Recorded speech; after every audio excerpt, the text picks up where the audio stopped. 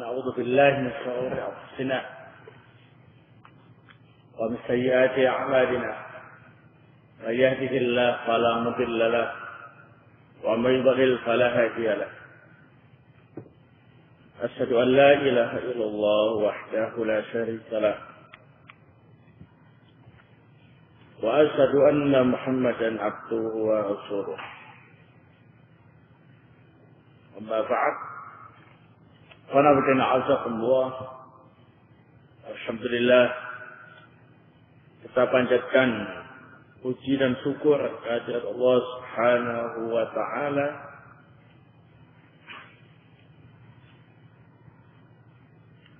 yang telah memberi kita kesempatan untuk berjumpa kembali di majelis ilmu ini tanpa ada halangan apapun. Qanabina azakumullah. Seperti biasa, kita akan melanjutkan kembali kajian kitab Ushulul Iman karya Syekh Muhammad bin Abdul Wahhab An-Najdi rahimahullah ta'ala. Masih seputar tentang keimanan kepada para malaikat.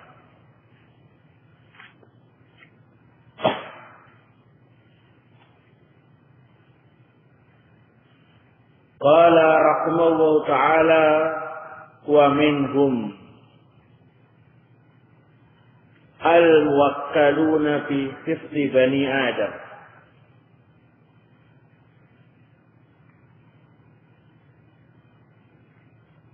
Di antara malaikat itu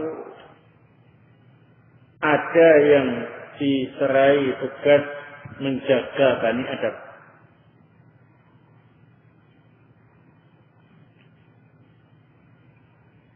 Kama qala ta'ala, sebagaimana firman Allah Subhanahu wa ta'ala dalam surat Ar-Ra'd ayat yang ke-11. Lahum aqibat. Allah memiliki malaikat yang mondar-mandir min baini yadayhi wa min khalfihi, yang menjaga depan dan belakang. Yahfadunahu min amrillah, mereka menjaga dari perintah Allah Subhanahu wa ta'ala.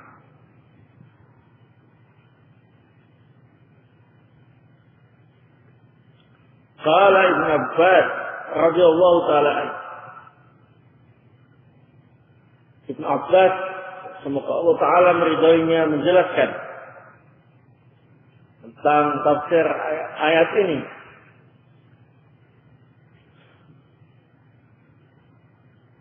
Malaikatun yahfazunahu min baini yadayhi wa min khalfihi. Fa idza jaa amrullahi khallau anhu.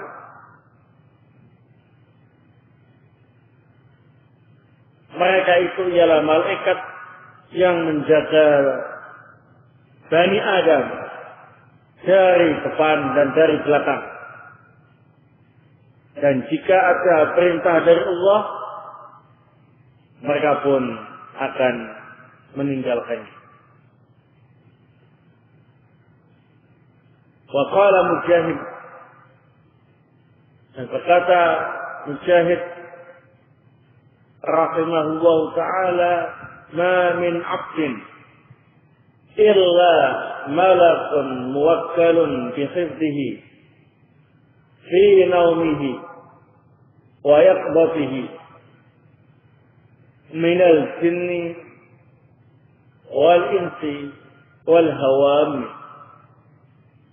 فما منها شيء يأتيه يريد إلا قال له وراءك إلا شيء يأذن الله تعالى فيه فيصيبه. Syahid rahimahullah ta'ala menjelaskan tentang tafsir ayat ini. Setiap hamba pasti ada malaikat yang diserai oleh Allah untuk menjaganya. ketika tidur dan ketika bangun. Baik hamba itu berupa jin, manusia ataupun hewan. Dan tidaklah sesuatu yang mendatangi hamba itu yang Allah inginkan, kecuali akan berkata kepada hamba itu, hendaklah engkau ke belakang, kecuali sesuatu yang diizinkan oleh Allah Ta'ala menimpanya. Barakallahu. Di antara malaikat yang wajib kita imani, karena berdina Allah semua, ialah malaikat yang bertugas untuk menjaga Bani Adam. Jaga ketika tidur, dijaga ketika bangun, di depan dan di belakang. Ya, barakallahu. Sampai kalau ada perintah dari Allah, baru mereka meninggalkan tugasnya. Tapi kalau tidak perintah oleh Allah Subhanahu wa taala akan terus menjaga. Wallahu taala shawab. Wallahu taala alam shawab. Apa hikmahnya? Yang jelas itu merupakan wewenang Allah Subhanahu wa taala dan kita cuma meyakini saja. Ternyata kita ini dijaga oleh apa ini? Malaikat ketika tidur maupun ketika bangun, baik depan maupun belakang. Wa minhum al-muwakkaluna fi hifdzi a'malil 'ibad. Di antara malaikat itu ada yang diserai urusan untuk menjaga amalan hamba. Kama qala ta'ala, sebagaimana firman Allah Subhanahu wa taala dalam surat Qaf ayat 17. إذ يتلقى المتلقيان عن اليمين وعن الشمال قعيد. Ingatlah ketika berjumpa dua malaikat yang ada di sebelah kanan dan yang ada di sebelah kiri, yang selalu duduk menjaga ma yalfidu min qawlin illa ladaihi raqibun atid. Dan setiap ucapan yang dikeluarkan oleh hamba itu, kecuali pasti di sisinya ada malaikat yang mengawasi dan mencatatnya.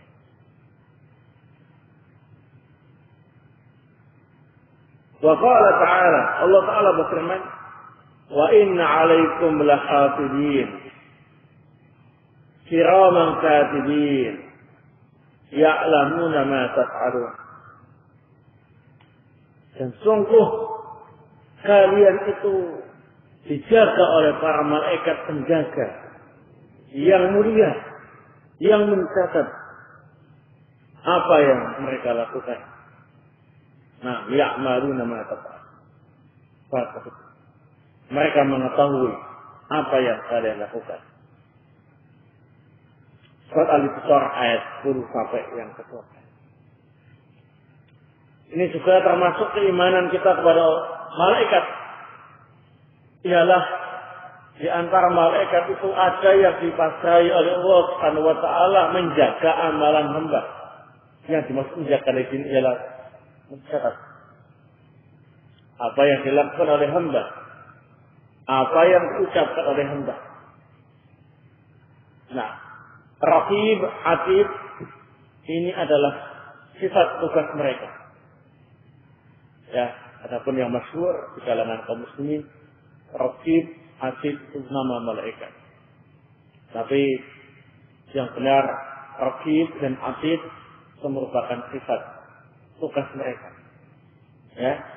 Nah, mereka ini lebih layak diberi nama hafidin, ya, katibin.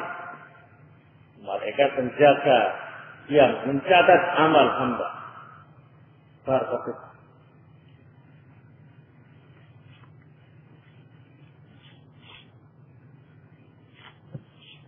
Baik. Itu keterangan tentang tugas-tugas malaikat, ya. Selanjutnya kita teruskan pembahasan seputar hadis tentang keimanan kepada malaikat yang ke-70. Ini hadis yang ke-70. Rawa al-Bazzar an Ibn Abbas radhiyallahu ta'ala.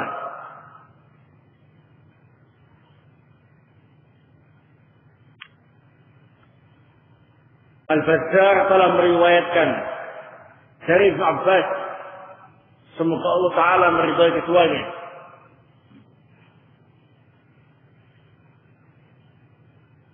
ia berkata,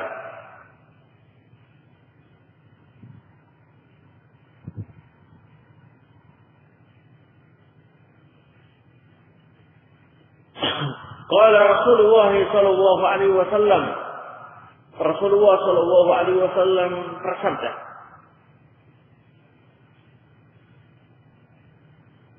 Inna Allah yanhaakum 'anit ta'arri. Sesungguhnya Allah Subhanahu wa taala melarang kalian untuk telanjang bulan. At-ta'arri itu telanjang bulan. Fastahyu min malaikatillahi alladzina ma'akum. Hendaklah kalian malu terhadap malaikat Allah yang menyertai kalian. Al-kiramil katibin, yakni malaikat yang mulia yang mencatat amal kalian. Alladzina la yufariqunakum, yang tidak pernah terpisah dengan kalian. Illa inda ihda salasi halatin, kecuali ketika kalian mengalami 3 keadaan, maka ini malaikatnya terpisah dengan kalian. Al-ghaiti, ketika buang air besar, ini malaikatnya tak ikut, ya. Wa janabati, ketika junub, malaikat memisahkan diri, ya. Wal ghusli, dan ketika mandi.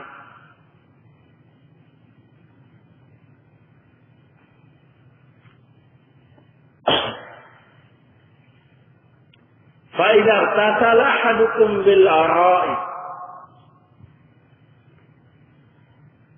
jika salah seorang dari kalian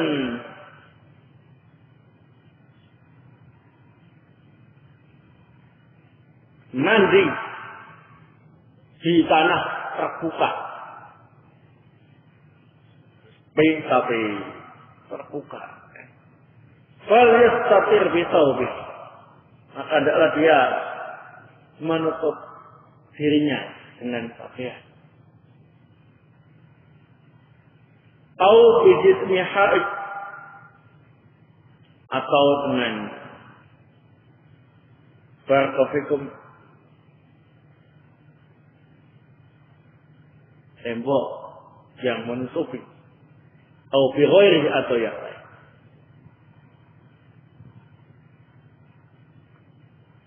Nah,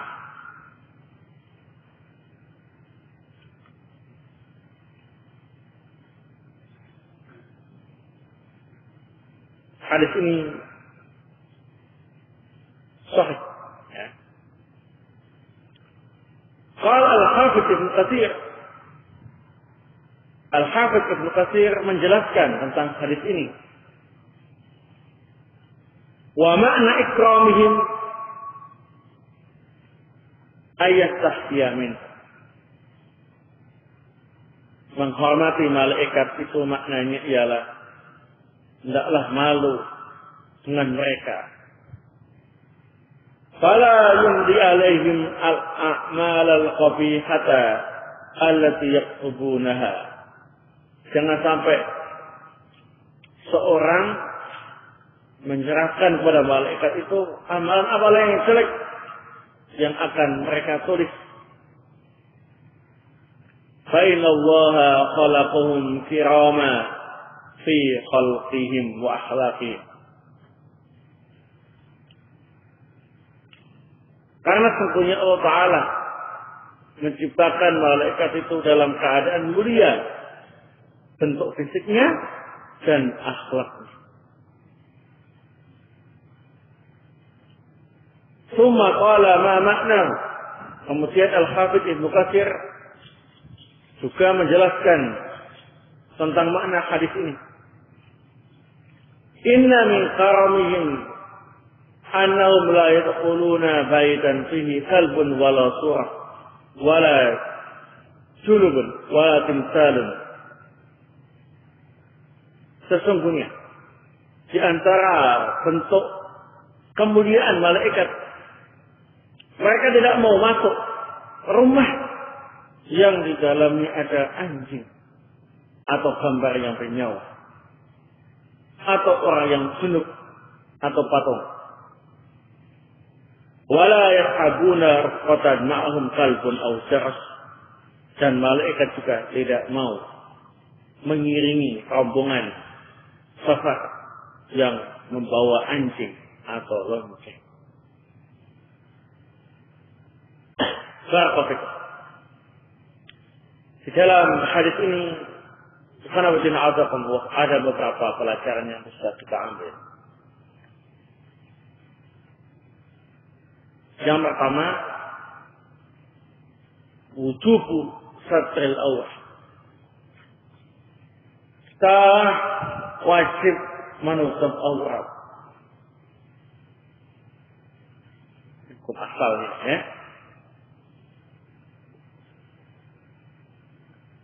Baik itu laki-lakinya atau perempuannya, agama Islam mengajarkan untuk menutup aurat. Tidak mengumbar dan memamerkan auratnya kepada orang-orang yang tidak punya hak untuk melihatnya. Ya. Jadi Islam mengajarkan kepada pembentuknya untuk menutup apa ya? Aurat.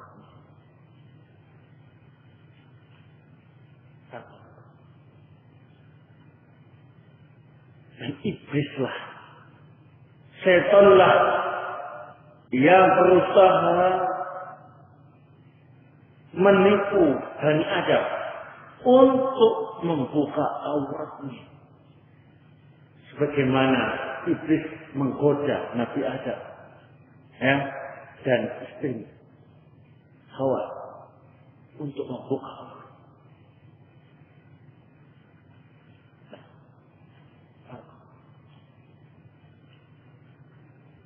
Kalau ada orang yang lebih senang berbugil ria, ya, tempat baru atau seluruhan, ini orang telah dikuasai oleh nafsu syaitan, ya, telah dikuasai oleh makan iblis, ya. Nah, yang kedua,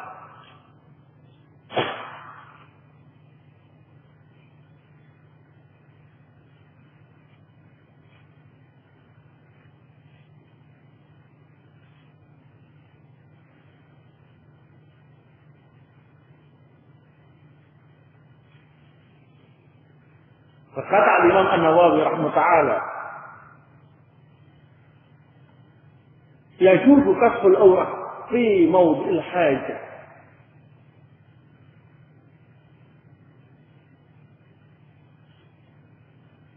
Boleh membuka aurat ketika diperlukan. Ketika apa ini? Diperlukan. Ada kebutuhan yang syar'i atau yang dibolehkan oleh apa ini? Syariat.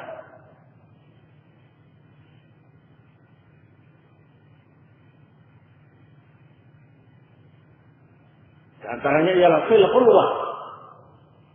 Nah ini.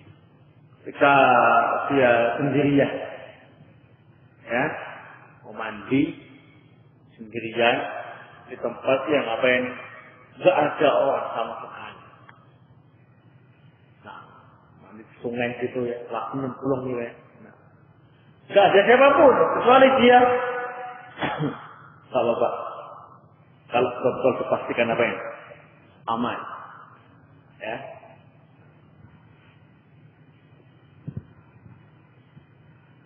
Namun dalam kondisi seperti itu, para ulama menyatakan at-tasattur bimizar wa naqwi fi hal al-ittisal fil khulwah afdal min at-takattur. Pakai sarung atau semisalnya ketika mandi di tempat yang sunyi sendirian bersaudara itu lebih afdal daripada langsung dibuka lontos begitu. Nah, gundul.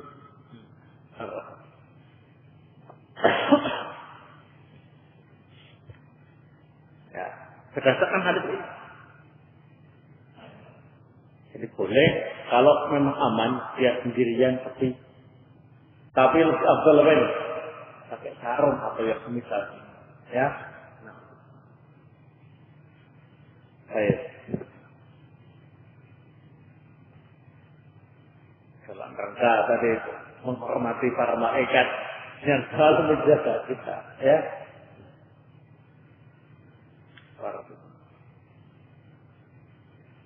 Termasuk yang dibolehkan ialah fi mu'asharati zaujah. Wa dzalika fil khulwah. Ketika berjumpa dengan istri tempat yang sepi, ya. Walaupun berjumpa dengan istri tapi depan umum ya tak boleh. Nah, semuanya itu fil khulwah, tempat yang sunyi sendiri. Untuk tak bab. Ya. Membuka aurat ketika berjumpa dengan istri di tempat yang sepi. Ya, atau tempat yang tertutup. Baik.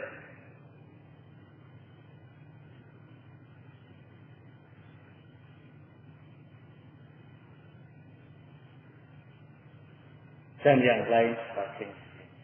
Yang sifatnya darurat lagi. Kalau membahas masalah darurat itu ya urusan yang lain ya. Silakan hitam. Hitam ditutup auratnya ya besar. Aman. Nanti kalau kotor ya, nah, darurat ya. Atau ketika operasi yang memang harus dilakukan ya. Tempat-tempat yang merupakan aurat, ya. Itu alasan kalau masalah darurat nggak ada habis-habisnya, ya. Yang kita bahas itu bukan masalah darurat, ya. Tapi kebutuhan tadi yang dimaksud ialah yang dibolehkan oleh syariat. Seperti mandi sendirian, tempat tertutup atau yang sunyi, atau ketika bertemu dengan istri, ya, tempat yang tertutup atau yang sunyi, ya. Nah, itu kebutuhan yang dibolehkan oleh syariat.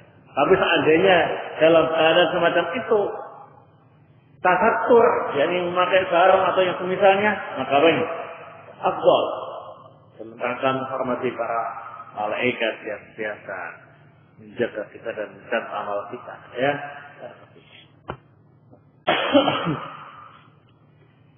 Baik.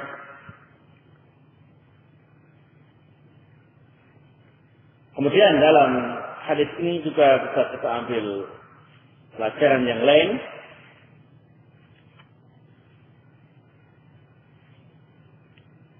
Syariatkan untuk menghormati para malaikat yang bertugas menjaga amal. Ini ada.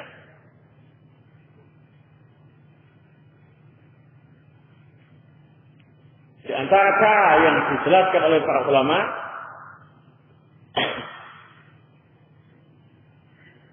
sebutkan ialah Al-Hafidz Ibnu Katsir rahimahullah taala, kita tidak melakukan amal-amal yang jelek. Ya. Kalau kita melakukan amal yang jelek seolah-olah mendikte para malaikat untuk mencatat kejelekan kita. Ya. Ini loh amal saya yang jelek, tolong catat begitu. Ya. Tapi kurang menghormati dan kurang menghargai para malaikat. Ya. Nah. Karena para malaikat itu jelas disifati dalam Al-Quran kiraman katibin. Malaikat-malaikat yang mulia. Baik fisiknya maupun akhlaknya. Enggak sopan kalau kita melakukan amal baik, kejelekan, kemudian malaikat yang mencatat. Seolah-olah bangga dengan kejelekan itu di hadapan malaikat. Enggak punya mana. Ya. Di antara cara menghormati malaikat yang bertugas menjaga amalan tadi adalah tidak melakukan amal-amal kejelekan. Kemudian yang kedua, tidak memelihara anjing. Ya. Malaikat ini tidak mau masuk rumah yang di dalamnya ada anjing. Ya.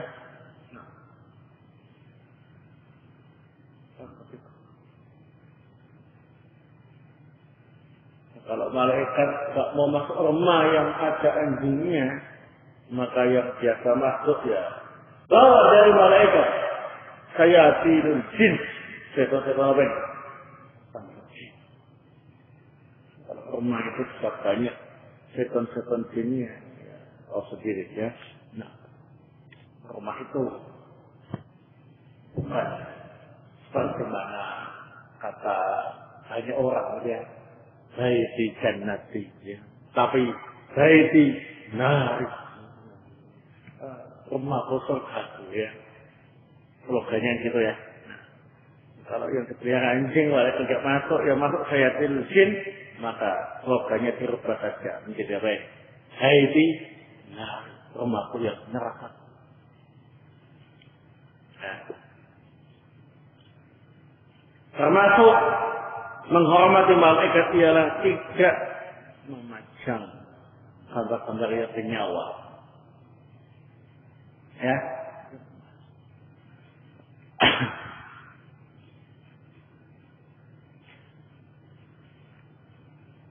Gambar-gambar yang bernyawa, baik itu lukisan atau foto, ya. Nah, itu hendaknya pastikan dari rumah kita, ya. Malaikat masuk. Nah, kan itu salah, ya. Kata di Islam tidak menghargai seni begitu, ya. Istilah menghargai sesuatu itu relatif, ya. Ada tempatnya masing-masing, ya. Menghargai tidak harus melanggar aturan syariat, ya. Harus ada tempatnya. Nah, dan pengaruh gambar yang bernyawa itu sangat kuat, khususnya bagi saya jin, setan-setan bangsa. Jin itu kalau sedang ganggu seseorang, ya, itu diantaranya ialah lewat gambar-gambar yang bernyawa. Mereka bisa dengan izin Allah menjelma menjadi manusia. Ya, suka bisa menggoda orang yang sudah digoda itu dengan gambar-gambar itu. Semakin banyak gambar yang bernyawa yang dipasang di rumah itu, semakin kuat pengaruh setannya. Hanya kalau yang meruqyah orang yang kesurupan, sementara di sekitarnya itu banyak gambar-gambar yang bernyawa, kekuatannya semakin bertambah. Ya, nah, harus dipastikan mengurangi pengaruh syayatinul jin, setan-setan bangsa. Ya, karena kalau malaikat tidak masuk, berarti yang berkuasa mereka. Kalau malaikat bersihkan dari gambar yang bernyawa tadi, malaikat masuk. Ya, nah, dan mendoakan kebaikan untuk orang yang beriman. Nah, kalau mereka tak mau masuk, setan-setan bangsa jin juga ada yang mendoakan kebaikan untuk orang-orang yang beriman. Itu mereka itu pengen supaya orang yang beriman itu kafir seperti mereka. Ya, nah, kita akan masuk ke malaikat ya. Jika rumah kita dari gambar-gambar yang nyawa. Walakin patung-patung, ya. Walakin di antara cara menghormati malaikat ialah hendaknya kita berusaha untuk segera mandi janabah, enggak lama-lama untuk junub. Malaikat tidak mau masuk kalau di rumah itu banyak yang junub, seperti itu. Walaupun secara syar'i boleh orang itu menunda mandi janabah. Yang penting tidak datang waktu sholat. Kalau sudah datang waktu sholat harus segera mandi ya. Bahkan shopping ya gak apa-apa dalam kondisi junub ya. Kerja pabrik junub juga apa-apa ya. Menurut syariat. Cuma mereka tidak mau ngapain. Ya. Oleh sebab itulah kalau lepas jumbo dengan istri maka syariatkan untuk mandi janabah langsung atau kalau tidur nggak sempat mandi atau masih malas mandi ya paling nggak berbubuk ya. Nah, langsung. Baik. Kemudian cara menghormati malaikat yang berikutnya ialah wala timsa. Ya, tidak memajang rumah kita, patung-patung di rumah kita. Jadi patung singa atau patung burung kuntul yang putih itu ya. Atau patung apa?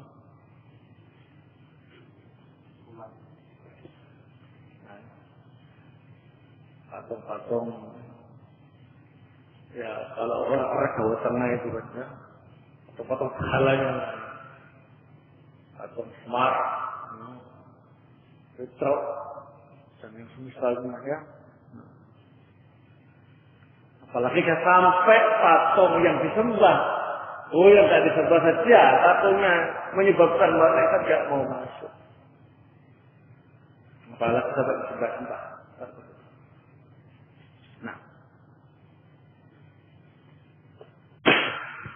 Baik. Kemudian di antara cara menghormati malaikat ialah tidak safar dengan membawa anjing atau lonceng.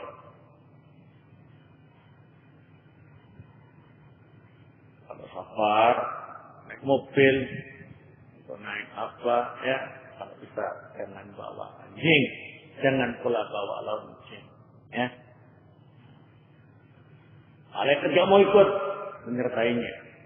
Jadi kalau malaikat tidak mau ikut menyertainya, setan bangsa jin itu yang ikut aktif menyertai dan menggoda. Para ulama menjelaskan kalau lonceng saja menyebabkan malaikat tidak mau menyertai rombongan sahabat, anak sunyinya itu, ya.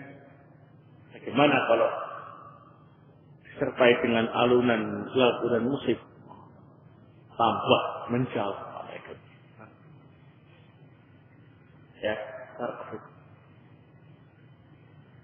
orang akan bilang saya ini kalau mana-mana naik bus umum sajalah atau kereta ekonomi atau apa ya.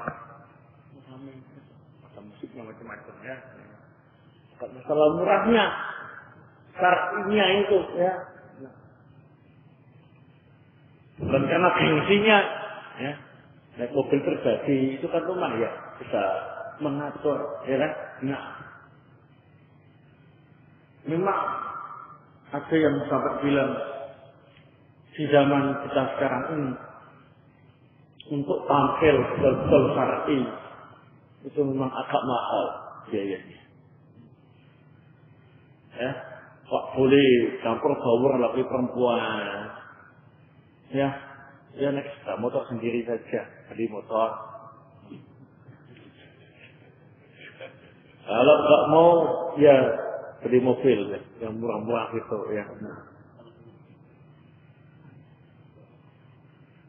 Dari angkot rame-rame itu besar karena perempuan, apalagi harusnya dengan alunan musik ya. Dan semuanya pertimbangannya bukan ekonomi semata, tapi apa? Syar'i. Ya. Perempuan tak boleh sabar kecuali didampingi mahramnya. Nah, kalau pertimbangan ekonomi, ya keluar kocek lebih besar, ya. Pesawat, nah, kalau satu orang 2 juta. Kalau saya harus nemenin istri saya atau perempuan-perempuan mahram saya, ya, nah 4 juta sendiri, ya. Ada istri saya berani kemana-mana sendiri kok, ya. Bisa kamu berani. Hemat, ya 2 juta saja, ya. Kalau saya temani malah 4 juta. Pertimbangannya kalau itu, wah, itulah sebabnya ada ya menyatakan seperti itu. Zaman sekarang ini untuk tampil yang syar'i itu memang butuh modal, ya, agak mahal. Mana-mana wanita itu temani, ya. Nah, biaya sendiri kan. Nah, tiket yang harusnya cuma 1 harus 2, ya kan? Nah, jadi pertimbangannya karena semata-mata apa ini? Faktor ekonomi, tapi juga faktor syar'i. Nah, baik. Selanjutnya, kita juga bisa mengambil faedah dari hadis ini bahwa ada 3 keadaan di mana malaikat pencatat amal menjauh dari kita. Yang pertama ialah ketika kita buang air al-ghaib, buang eksa. Yang kedua al-janabah, ketika kita junub. Nah, yang ketiga al-ghusl, ketika kita mandi.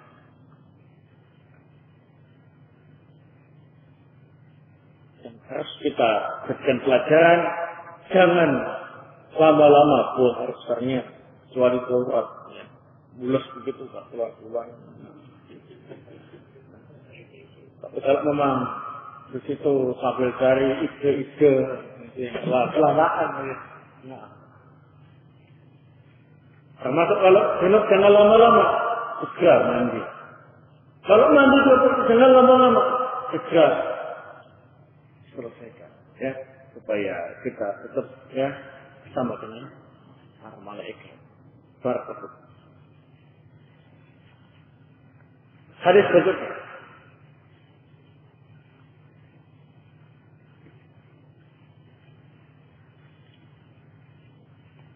Yang ke-71. Wa rawa Malik wal Bukhari wa Muslim an Abi Hurairah radhiyallahu ta'ala. Diriwayatkan oleh Imam Malik dan Imam Bukhari serta Imam Muslim dari sahabat Abu Hurairah radhiyallahu ta'ala anhu. Anna Rasulullah sallallahu alaihi wasallam qala, bahwa sungguhnya Rasulullah sallallahu alaihi wasallam beliau bersabda, yata'aqabuna fikum malaikatun bil laili wa malaikatun bin nahar.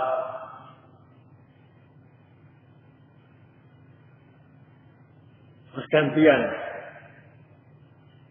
menjaga kalian malaikat yang bertugas di malam hari dan malaikat yang bertugas di siang hari. Wa yastami'una fi salatil fajri wa salatil asr. Dan mereka semua berkumpul ketika sholat subuh dan sholat asar jamaah. Thumma ya'ruju ilaihi alladhina batu fiikum. Kemudian orang-orang yang bertugas, para malaikat yang bertugas bagian malam naik menemui Allah Subhanahu wa taala. Fayas'aluhum wa huwa a'lam. Dan Allah bertanya kepada malaikat itu. Dan Allah lebih tahu. Kaifa taraktum ibadi? Bagaimana keadaan hambaku setelah kalian tinggal? Fayaqulun taraknahum wa hum yusallun. Para malaikat yang bertugas jaga itu menjawab, kami tinggalkan mereka dalam keadaan mereka sedang sholat. Wa atainahu wa hum yusallun, dan kami datangi mereka dalam keadaan mereka sedang sholat.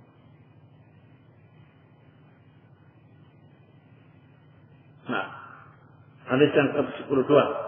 Wa fi riwayatin, dalam riwayat yang lain, riwayat Imam Bukhari wa Muslim, ya. Lafaznya Imam Muslim. Anna Abu Hurairah qala, bahwa sungguhnya Abu Hurairah radhiyallahu taala an berkata, "Iqra'u in syi'tum." Bacalah kalau kalian menghendaki tentang masalah ini. Surat Al-Isra ayat 78. Wa Qur'anul Fajr, inna Qur'anul Fajr kana mashhuda. Ya, bacaan Quran ketika salat subuh, sesungguhnya bacaan Quran ketika salat subuh disaksikan oleh para malaikat. Nah, dalam hadis ini terdapat beberapa pelajaran yang bisa kita ambil. Yang pertama, kita mengimani tentang malaikat yang bertugas menjaga Bani Adam. Ada yang bertugas di malam hari dan ada yang bertugas di siang hari.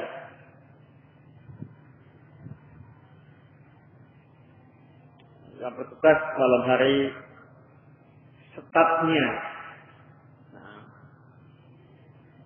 ialah ketika sholat asar, ya, turun sampai subuh. Setelah sholat subuh naik. Yang bertugas siang hari saatnya ialah subuh sampai asar. Asar naik. Tapi dua bagian malaikat yang berjaga-jaga itu bisa bertemu ketika apa? Sholat asar dan sholat subuh. Yang kedua, faedahnya, keutamaan sholat jamaah subuh dan sholat jamaah asar. Karena dua sholat ini disaksikan oleh dua kelompok malaikat yang berjaga di malam hari dan berjaga di siang. Kalau sholat-sholat yang lain cuma satu kelompok malaikat, ya. Nah, ini dua kelompok malaikat. Tentunya yang dimaksud sholat subuh dan sholat asar di sholat subuh dan asar yang berjamaah, ya. Kemudian pelajaran yang ketiga yang bisa kita ambil.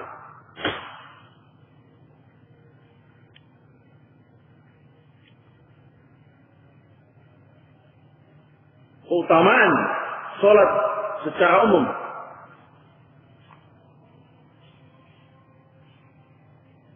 Nah, di antara keutamaannya ialah para malaikat menyaksikannya. Yang kedua, amalan yang pertama kali ditanyakan oleh Allah Subhanahu wa taala ketika malaikat penjaga itu naik berjumpa dengan Allah Subhanahu wa taala. Ya. Dan merupakan amalan yang terbaik, ya. Di sholat itu betul-betul ibadah yang paling baik, paling utama, sehingga harus dilakukan sesuai dengan ajaran Rasulullah Shallallahu Alaihi Wasallam. Jadi hari kiamat nanti juga begitu. Amalan yang pertama kali kita biarlah sholat. Sholatnya baik ya, yang lain jangan baik. Sholatnya jelek ya, yang lain jangan apa ini. Jelek. Nah,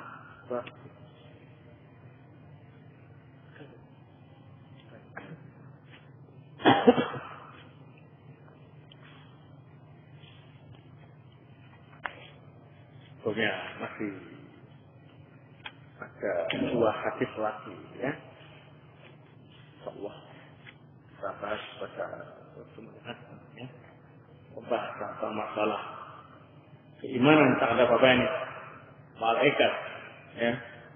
Dan apa yang saya sampaikan tadi mudah-mudahan bermanfaat dan bisa meningkatkan keimanan dan ketakwaan kita kepada Allah Subhanahu wa taala. Jadi nanti tolong dicatat, ya, yang akan datang yang dibahas ialah hadis yang ke-73. Ya. Nah, ada nomornya. Wassallallahu ala Muhammad wa ala alihi wa sahbihi wa sallam. Walhamdulillah.